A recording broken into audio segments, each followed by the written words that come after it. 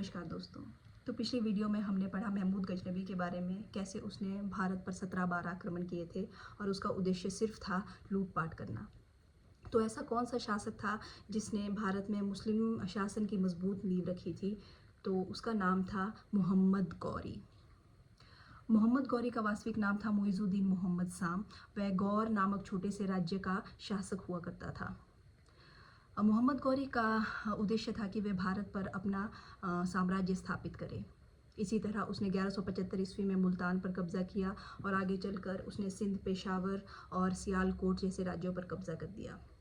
1178 ईस्वी में उसने गुजरात पर आक्रमण किया, लेकिन वहाँ के शासक चालुक्य शासक मूलराज द्वितीय ने उसे बुरी तरह से पराजित कर दिया। यह मोहम्मद गौरी की भारत में पहली सबसे बड़ी हार थी।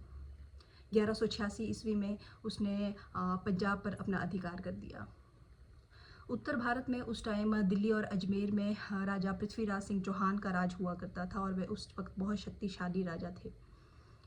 तो 1191 ईस्वी में फर्स्ट बैटल ऑफ तेहरान हुई। उसमें मोहम्मद गौरी बुरी तरह से पराजित हुए पृथ्वीराज सिंह चौहान जी से। पृथ्वीराज सिंह चौहान की एक गलती रही कि उन्होंने उसे जिंदा छोड़ दिया। उसने हार नहीं मानी और 1192 ईस्वी में सेकंड बैटल ऑफ तेहरान हुई और उसमें पृथ्वीराज सिंह चौहान बुरी तरह से हार गए थे मोहम्मद गौरी से, क्योंकि वो बहुत बड़ी तैयारी के साथ आया था सेना लेकर। तो 1194 ईस्वी में द बैटल ऑफ चंदवार हुई राजा जयचंद के साथ, और राजा जयचंद भी पराजित हो गए थे और उत्तर भारत के बहुत से क्षेत्रों पर मोहम्मद गौरी ने कब्जा कर लिया था। बख्तियार खिलजी मोहम्मद गौरी के एक बहुत प्रसिद्ध कमांडर हुआ करते थे। उन्होंने बंगाल और बिहार पर कब्जा कर दिया था और नालंदा यूनिवर्सिटी, विक्रमशिला यूनिवर्सिटी, विश्वविख्यात यूनिवर्सिटीज़ को नष्ट कर दिया था। कहा जाता है कि जो नालंदा यूनिवर्सिटी थी उसमें लगभग 10,000 स्टूडेंट्स हुआ करते थे और 2,000 फैकल्टीज़, और पुस्तकालय में लाखों मनुस्मृतियाँ थी जो जल कर खाक हो गई थी और उन्हें जलने में लगभग 3 हफ्ते या कुछ लोग कहते हैं कि 3 महीने लग गए।